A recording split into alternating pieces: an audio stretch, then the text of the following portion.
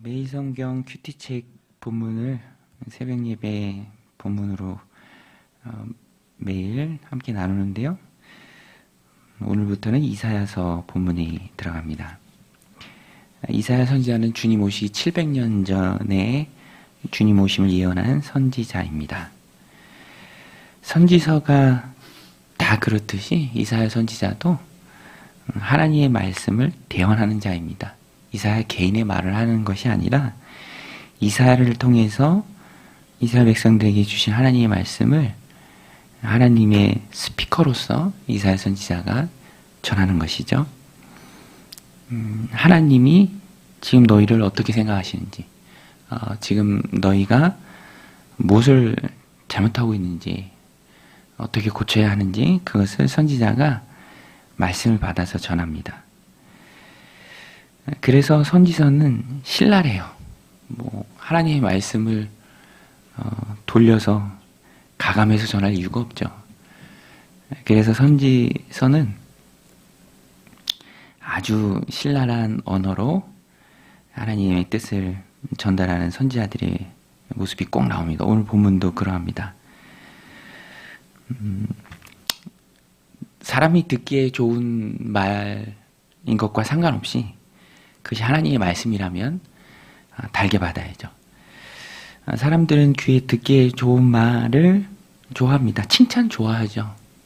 지적하고 그러면 누구나 다 그 말을 듣기를 꺼려합니다. 그런데 의사 앞에서도 당신 살려면 이거 고쳐야 된다, 이렇게 해야 된다라고 하는 그 말이 듣기 좋은 것은 아니지만 필요한 말임은 분명하죠. 그런 의미에서 우리가 마음 문을 열고 이 선지서의 말씀을 받아야 합니다. 특별히 오늘 본문에 보면은 당시 이스라엘 백성들을 향한, 이 유다 백성들을 향한 이사야 선지자의 하나님 말씀을 전하는 그 말씀에는 너희가 삶은 엉망인데 그저 예배만 드리러 오는 모습이 나는 참 가증스럽다. 너무 힘들다. 내가 너희들의 재물을 바라는 것이 아니라 마음이 담긴 진실한 예배, 삶이 받쳐주는 그런 성도의 모습을 내가 너에게 원하는 것이지, 아무리 형식적으로 보이기 위해서 예배한다 할지라도 진심이 담겨 있지 않다면 나는 그거 필요 없다. 하나님께서 이렇게 말씀하십니다. 그래서 부르기부터 소돔 또 고모라 이렇게 부릅니다. 10절에 너희 소돔의 관원들아 여호와의 말씀을 들을지어다. 너희 고모라의 백성아 우리 하나님의 법에 귀를 기울일지어다. 소돔의 관원들 같고 고모라의 백성들 같다라는 것이죠. 죄악이 극에 달했던 그 도시의 사람들과 나를 섬긴다 하는 너희의 모습 속에 차이가 없다.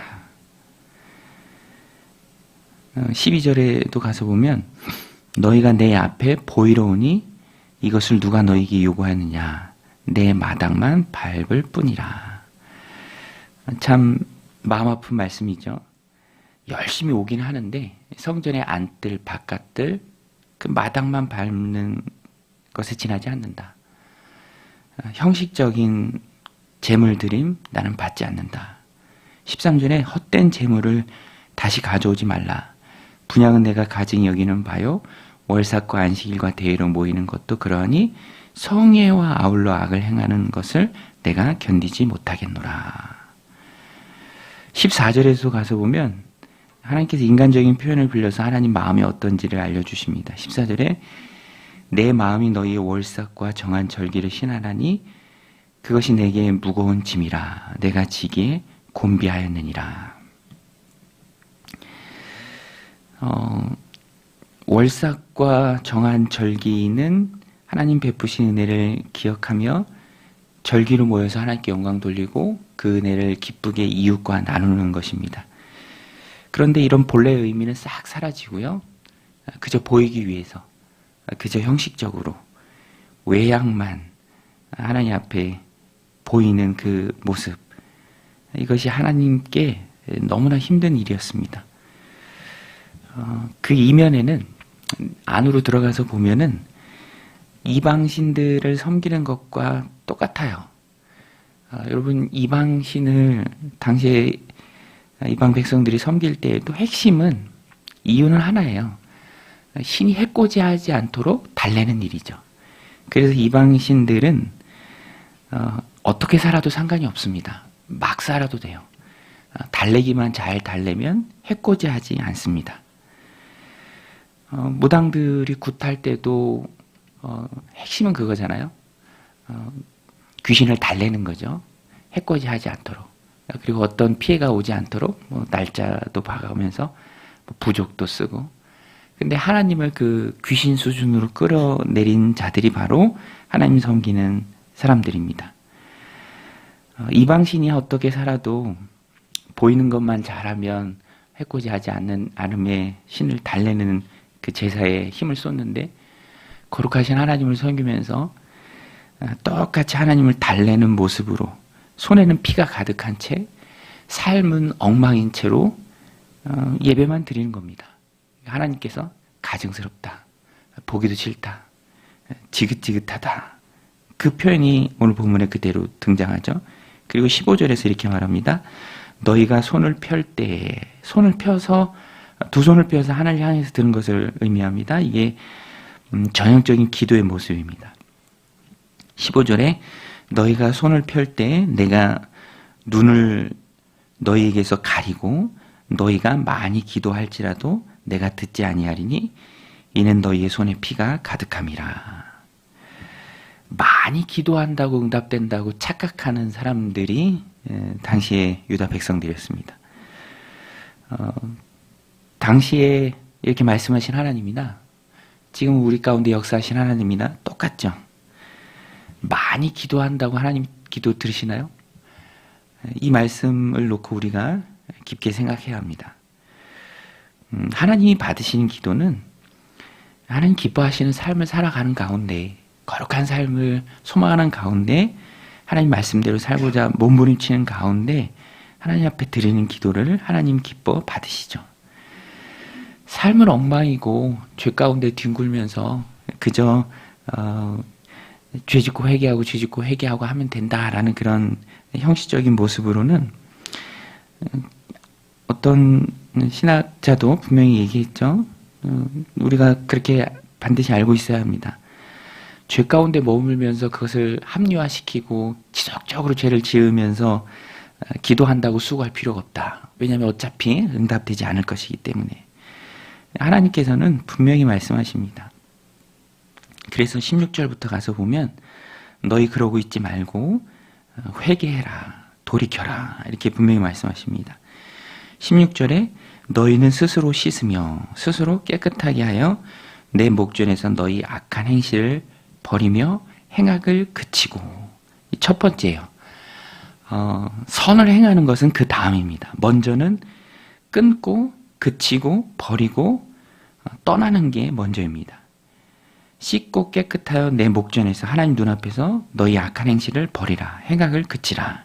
그 다음에 해야 할 것은 선행을 배우며 정의를 구하며 학대받는 자를 도와주며 고아를 위하여 신원하며 과부를 위하여 변호하라 하셨느니라. 하나님을 믿는 그 믿음에 합당한 삶의 모습을 보이라. 믿음과 삶은 동떨어져 있는 게 아닙니다. 동전의 양면처럼 같이 있는 것이죠. 하나님 믿고 거룩한 백성이라고 하는데, 거룩한 삶의 모습을 통해서 너희 믿음을 증명하라. 거룩한 삶의 모습, 그 열매가 없다면 너희 믿음도 가짜다, 헛것이다. 야고보가 말하는 것처럼 죽은 믿음이죠. 죽은 믿음이 무슨 일을 할 수 있겠습니까?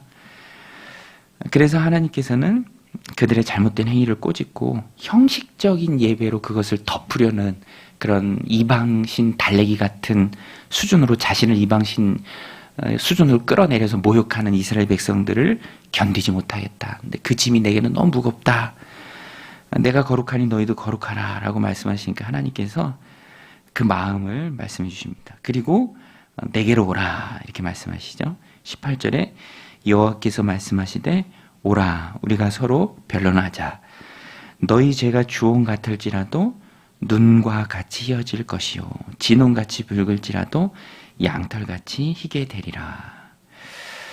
참 귀한 말씀이죠. 하나님의 이 자비하심과 긍휼하심이 이렇게나 큽니다. 앞부분에서는 그 짐이 내게 너무 무겁워서 형식만으로 내게 보이는 너의 모습이 가증스러워서 견디기가 힘든데 그럼에도 불구하고 오라. 너의 죄가 진홍같이 붉을지라도 내가 얼마만큼 용서할 수 있는지 나와 함께 이야기하자. 이겁니다. 변론하자라고 되어 있는데 이 말씀이 위로의 말씀이에요. 나와 같이 이야기하자. 내가 다 용서하겠다. 내 앞에 나와서 깨끗이 씻음을 받으라. 이제 선택은 사람들에게 있습니다. 19절에 너희가 즐겨 순종하면 땅의 아름다운 소산을 먹을 것이요 너희가 거절하여 배반하면 칼에 삼켜지리라. 여호와 입의 말씀이니라. 이 말씀이 얼마나 확정적인 말씀인지 이제 강하게 강조하는 것이죠. 여호와의 입의 말씀이니라. 오늘 우리는 이 말씀을 받고 우리는 이미 하나님 자녀죠. 얼마든지 하나님께서 우리의 죄를 용서해 주십니다. 그렇지만 이 말씀을 받을 때 우리가 하나님 자녀로서 잘못 생각하고 있는 것이 있다면 깨트려야죠. 아무렇게나 살아도 하나님 내 예배를 받으신다. 가인과 아벨의 제사에서 하나님 말씀하시잖아요. 아벨과 아벨의 제사는 받는데 가인과 가인의 제사는 받지 않았어요. 가인 자체도 받지 않으셨고 가인이 드린 제사도 받지 않으셨습니다. 하나님은 예배를 받으시지만 그 예배를 누가 어떤 모습으로 드리는가를 보시고 그 예배자를 받으십니다. 그래서 한 주간의 삶이 하나님 앞에 삶으로 드리는 예배가 되어야 합니다. 우리의 죄악된 모습, 가볍게 여기는 모습, 간과하는 모습이 있다면 이 말씀을 통해서 우리는 깨져야 하고요. 또 돌이켜야 하고 또 동시에 용서하신 하나님 앞에 감사해야 합니다. 내가 거룩하니 너희도 거룩하라. 하나님은 우리가 귀한 삶 살아가기를 충만한 은혜가 넘치는 삶 또 부족함 없이 하나님 은혜를 공급받는 삶 살아가기를 원하십니다. 수압이 아무리 새도 호수가 딱 꺾여 있으면 물이 안 나오는 것이죠. 아무리 많이 기도해도 죄 가운데 있다면 생각이 잘못됐다면 그냥 이렇게 죄 짓고 뭐 회개하고 말지 이런 마음으로 예배드리면 다 없어지는 거 아니야? 이런 마음으로 살아간다면 그 삶은 하나님 은혜를 제대로 누리지 못하는 삶입니다. 하나님 의지하고 피 흘리기까지 죄와 싸워 하나님 거룩하심을 세상에 드러내는 귀한 사명을 완수하고자 하는 그 마음을 가지고 살아갈 때 하나님이 우리의 기도를 들으시고 또 힘을 부어주시는 것이죠. 오늘 이 말씀 마음에 새기고 거룩하신 하나님 앞에 또 거룩한 믿음의 삶을 살아내는 은혜의 종들. 그래서 그 영성으로 하나님 앞에 섰을 때 기도하며 하나님이 응답하시는 그리고 그 하나님의 응답을 누리며 하나님과 동행하는 저와 여러분들이 다 되시기를 주님의 이름으로 간절히 축원드립니다. 같이 말씀 붙들고 함께 기도하며 나아가겠습니다.